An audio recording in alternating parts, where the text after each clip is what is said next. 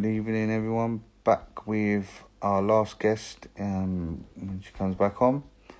Thank you to all the guests what have come on tonight. I'm sure everyone agrees they've been unbelievable. If you've missed any of it, you can go back to mental health hashtag Let Us Talk on YouTube. Is there any sound now? So.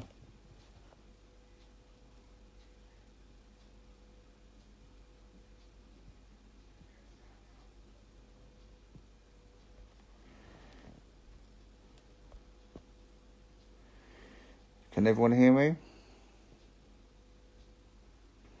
Oh, cheers though. Thanks a lot. So as I say, you can go back to any of it tonight when it's uploaded on the YouTube page. Mental health hashtag Let Us Talk. We've got our last guest on in a second. For the 3 guests what have come on, unbelievable. Thank you. As always, any questions for our last guest or myself, please do so.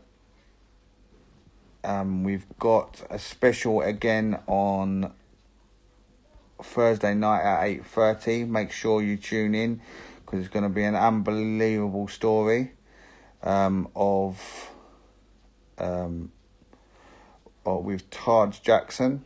So make sure we tune in on 8:30 on Thursday night. Let's get the last guest on of the night.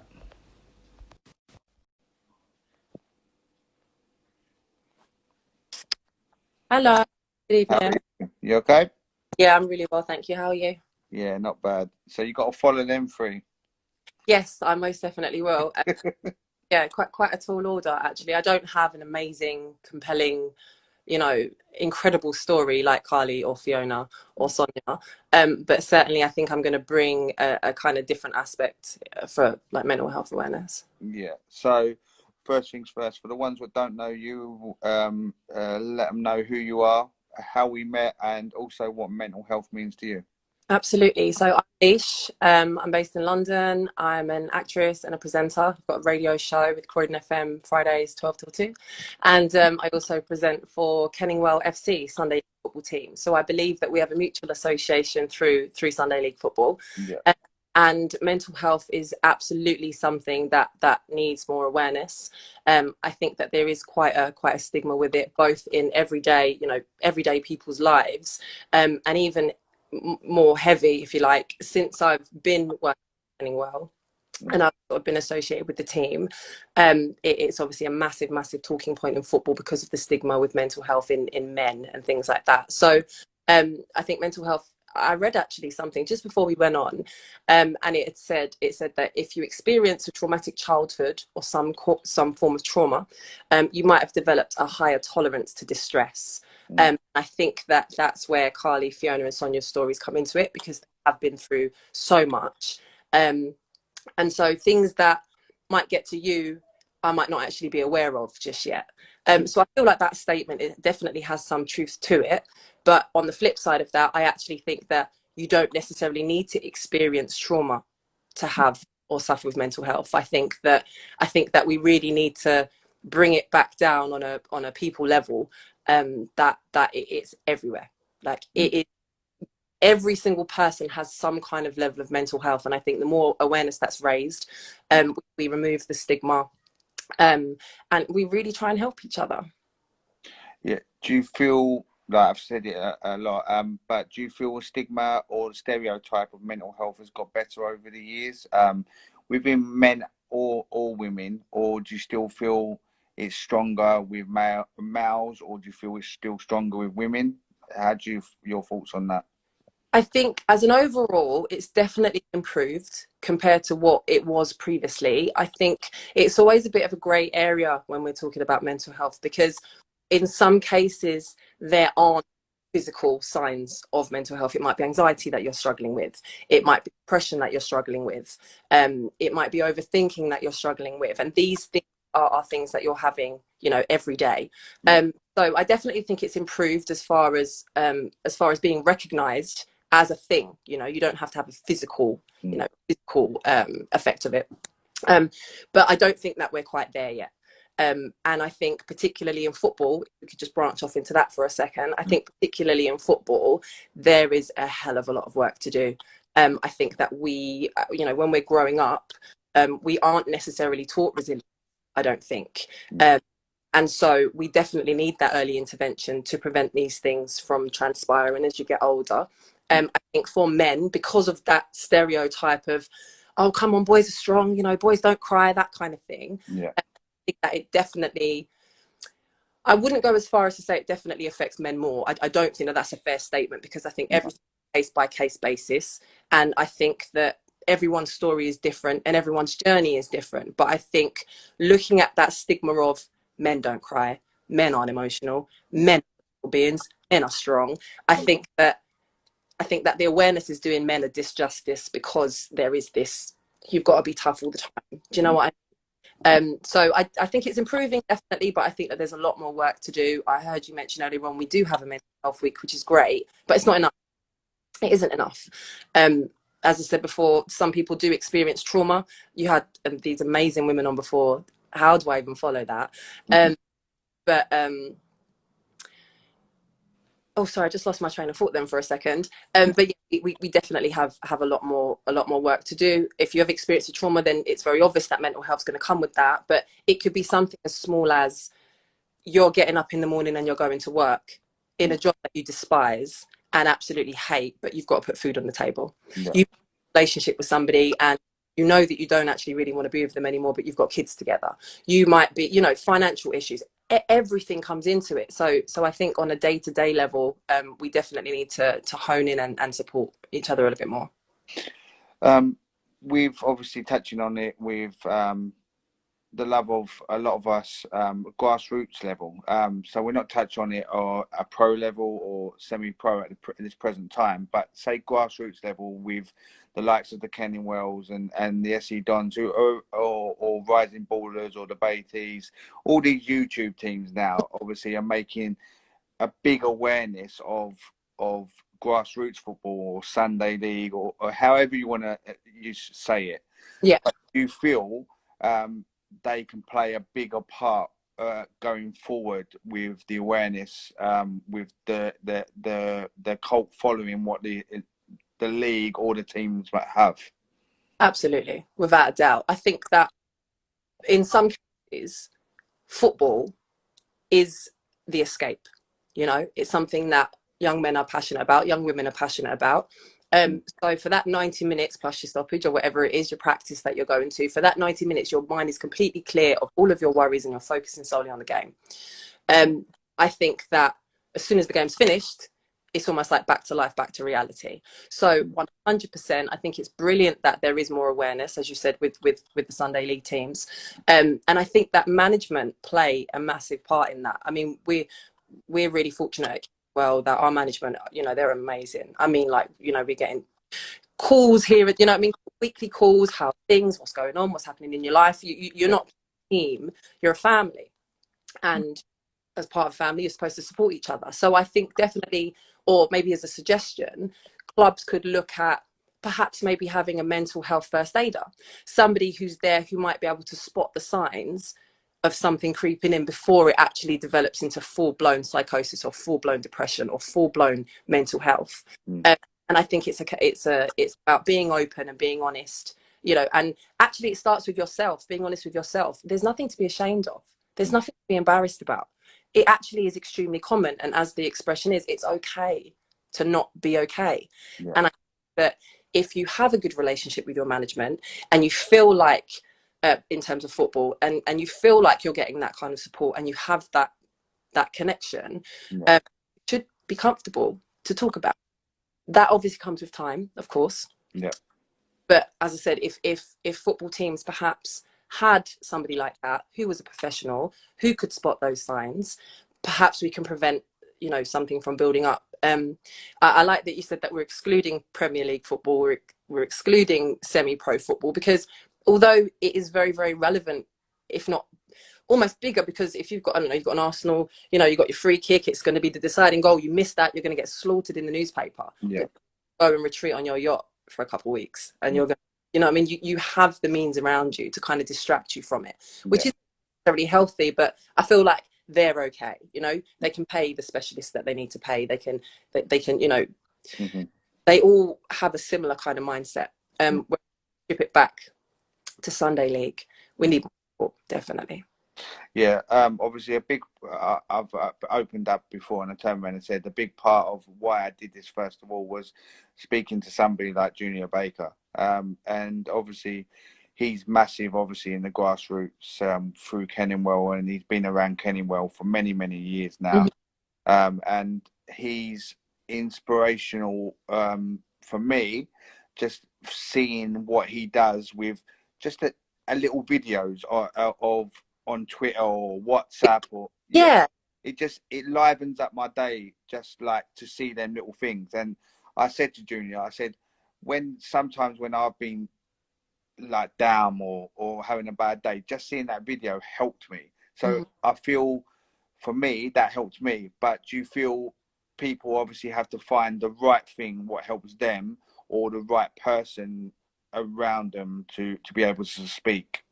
Yeah, definitely. I think so I don't have you know, nowhere near a story like our lovely ladies that you had them before, but I certainly feel that I experience mental health for sure. I have terrible anxiety. I always have done since I was a kid, and I think that I know the cause of that. I think I know where it stems from. So I feel really grateful and very fortunate that I've been able to identify that. A lot of people don't know how to identify it. No. And so by having the right support network around you, whether that's your friend, your colleague, I think Fiona's mentioning it, your friend, your colleague, you know, just anybody, who you are drawn to and you feel comfortable with, you should, you know, be able to open up. People support network play a massive part in your everyday life, whether it's mental health, whether it's your, you know, just your every single detail, and we don't actually realize it. As human beings, we're a very social species, and we need human interaction. You don't have that, it can feel very lonely. So definitely being aware of who you are around and who you spend your time with, and the response that you get when you're allowing yourself to be vulnerable. As Fiona was saying before with the banter and stuff, I don't necessarily think banter is overly negative, but sometimes, you know, that you can go a little bit below the belt. Just being mindful, I guess, of the people that you have around you. Yeah, that's it. We've been touching on it, obviously, again with football now. Do you feel a dressing room could be, or a dressing room, depending on what club you're at, especially now touching on maybe the semi-pro on a Saturday, because a lot of people see it as if they're getting paid for it, it's like a second business or a second job, really. So, do you feel that away from it and in it a dressing room on a Saturday, it's more harder to probably speak out for a male in a dressing room like that than to talk maybe like a Portland or a Kenningwell or SC Dons where it's a family orientated? I don't really think it. If I'm honest, I don't really think it makes a difference, because we build up what we're going through in our mind. So Okay. because it's you who's having to deal with it, because it's your feelings, and it's your experience, it's very private. Yeah. You know, there is this stigma with football. So I don't think it makes a difference if you're in the dressing room or if you have a family. I mean, of course, having a family feeling to your team is always going to be a bonus, because you're going to feel more comfortable, and you have that familiarity with your management, with your teammates, things like that. I don't think a dressing room perhaps on a Sunday is going to be the best place to do it, because you're an audience, and you know, people do feel ashamed, which they shouldn't. People do feel self-conscious, which they shouldn't. People do feel like they're going to be judged, but they shouldn't. Yeah. So all of these factors are no, I shouldn't talk about it, I shouldn't talk about it. Dressing room on a Sunday, dressing room on a Saturday, I don't really think it makes a difference. I think it is you having that connection with somebody and feeling comfortable to talk with them about it. But 100%, I would say wholeheartedly, football teams have got, and clubs have got a massive responsibility to their players, to support them emotionally, mentally, physically. You've got a physio. You wouldn't dare have a game without a physio, because that's an injury. But a mental health issue can be than that, you know. So I think that we need to start having them hand in hand. Yeah, a lot of people turn around and said, obviously, it's about educating. It's educating yourself or educating people around you about mental health because over the years, it's not been educated. So we are behind in that way of awareness.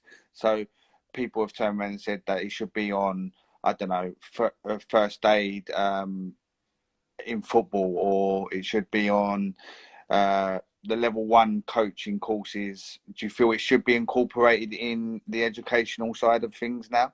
Yeah, definitely, because to educate is to have a better understanding. And if you have a better understanding, then you're more equipped to help somebody. So, as I said earlier on, it's about early intervention. If you know, as you just said, whether it's in your training that you're learning certain things, in schools, I feel like, I don't know if you would call it mental health, but it will fall under your PSHE, which is your physical, social health education. Yeah, Within that, they will learn about things like personal hygiene in primary schools. They'll learn things like sex education in primary. They'll learn things about bullying. Being mindful and being aware of your own thoughts and your own feelings, it is paramount. So it's funny, actually, I was having this conversation yesterday. Obviously, the school's shut in March, and we've just had lots of little people around us. If you're a parent, I've got two youngsters. And initially it was, okay, right, we're going to have to do the curriculum, we're going to have to do this, we have to do homeschooling every day. And I think that lasted for about a week.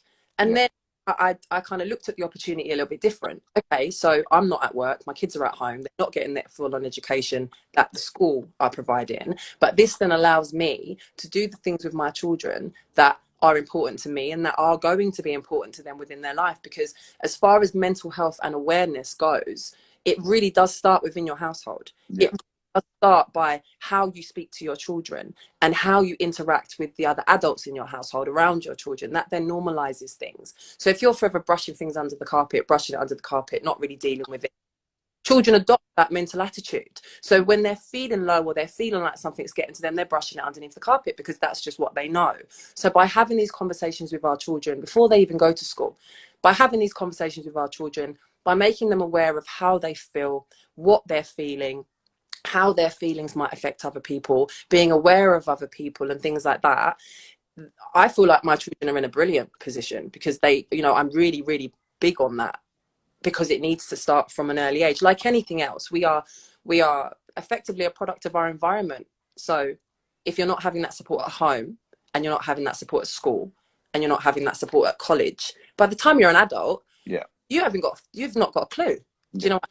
So early intervention 100% is necessary. 100%. So Orange Ball Coaching said, agree with the point that prevention is better than dealing with when the problem has got too big to handle. Exactly, exactly. So if we're spotting these things early, then I can't say that you're not that by me spotting something in you early, that's not necessarily going to say that you're not going to develop, you know, more extensive mental health issues. But it allows me to interject somewhat so it doesn't snowball out of control. Do you know what I mean? Yeah, Um, by me having that level of understanding, you then feel confident that I'm going to be able to help you because I know what I'm talking about. And so then you then become comfortable, and then we build up this familiarity where you're able to open up. There are some amazing charities out there, as Fiona and Sonia mentioned before, even Carley and yourself. You've got Mind, you've got Samaritans, things like that. Some people aren't confident to pick up the phone and contact a charity. They're just not. So again, it very much evolves around who you have around you. I refer to it as my village. So my village is my support network. yeah, If I get bad energy from you, or you know, or you're not supporting me, or if you're belittling how I feel and things like that, then you don't get a place in my village. I'm sorry. No. yeah. We are all here to support each other, and that's what we need to continue doing. Yeah, Luke said you have mentioned some great ideas regarding clubs dealing with mental health, etc. Thank you.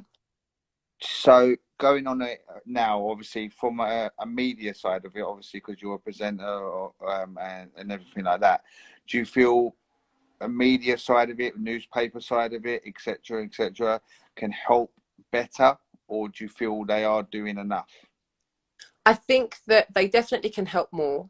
I think that as far as the mainstream media, they certainly have a responsibility to raise awareness, and you know, to but they're just not. They're not. It's not what's selling. The media publication, their job is to get what is current and put it out as quick as possible. That's their objective. You've got your journalists go out and get their stories. You've got your editor that approves them, and all they're interested in, my friend told me this who works in newspaper, all they're interested in is the most current story and who can get it out quick enough.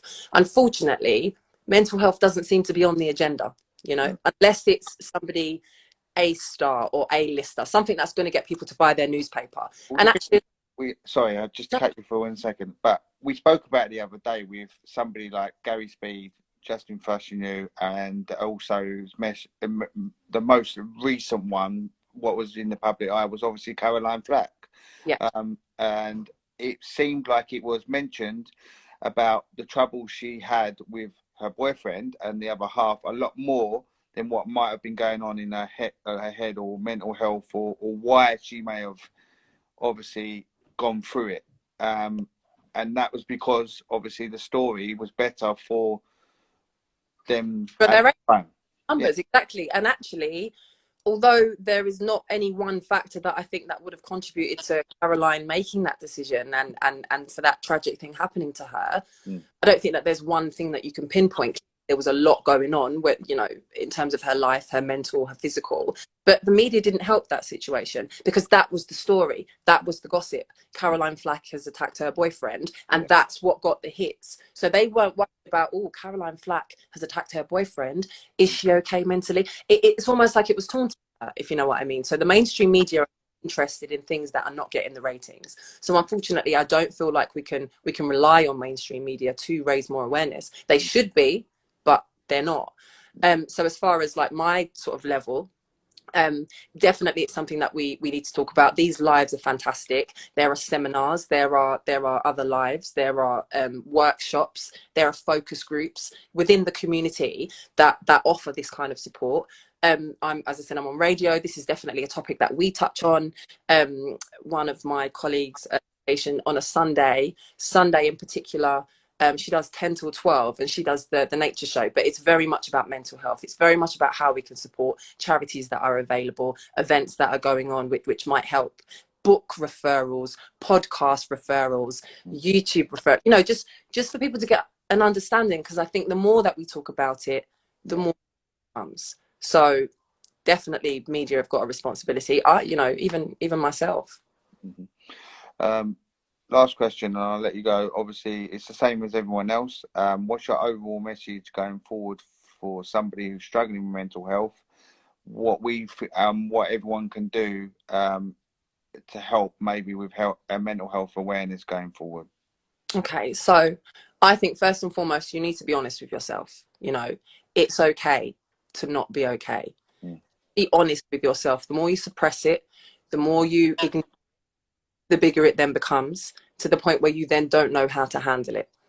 Make sure that you are honest with yourself. Make sure that you are speaking to people that you trust and that you love and that you know support you, because we all have someone. We really, really do. Make sure that you're open and that you're able to talk with people about it. And just keep the awareness going, you know. Don't be so hard on yourself. That's something I would say, because perhaps when I was going through what I was going through a few years ago, like, it's very easy for me to sit here smiley, oh, I'm an actress, oh, I'm a presenter, I'm this, that, but actually I experience mental health every single day. So you're not ever going to be able to tell what somebody is dealing with from their appearance. You're not ever going to be able to tell what someone's dealing with based on how they're speaking with you, how they come across, because we hide it, you know. So don't be afraid, don't be embarrassed. It is okay. And as soon as you address it, and as soon as you start speaking about it, you'll realize we are all very fucked up, actually. Sorry to swear, Jamie, but we all have things going on. So yeah, don't think to yourself, oh my gosh, that person's just lost a family member, they must be going through it, what I'm going through is minuscule, because that's not accurate. Everyone's lives are their own. We all deal with things at different levels. Some people's tolerance are higher than others. So what might affect me 50% is going to affect you 1,000,000%. Do you know what I mean? Let's not belittle anyone for how they feel. Let's make sure that the love is there. And I think that by doing that and allowing yourself to talk about it, you'll realize actually it's extremely normal. And if you don't have anyone, then you can message me. Yeah. And I'll listen, you know. 100%. Cheers. Thank you very much for your No, message. Cheers for coming on. yeah, you too. Take care. Bye bye. Bye bye. So that was all 4 guests tonight. I'm sure anyone watching it or watching back will agree. Fantastic 4 guests. Brilliant chat again. Amazing show as always. Thanks, Jamie, and all the guests from Orangeborn Coaching. 100%. Kenilworth was mentioned. I don't know if they're still in here. So if you want to watch it back, or whoever's just come in, and you've missed anything tonight, you can go back to the YouTube mental health hashtag let us talk. Again, as I keep on mentioning, Thursday, unbelievable guest on, thanks to my girlfriend Zoe, Taj, obviously from 3T, nephew of the King of Pop, Michael Jackson, is on at 8:30. Sure, it's going to be an unbelievable night chatting about it. So make sure you tune in on Thursday at 8:30. Gav, don't worry, it's going to be up in a little bit. You can watch it back. Mental health hashtag let us talk on YouTube. Have a watch, subscribe if you can. Make sure you tune in on Thursday again, as I say, with Taj Jackson. I will see you on Thursday. If anyone's got a struggle and they want to message me, message me.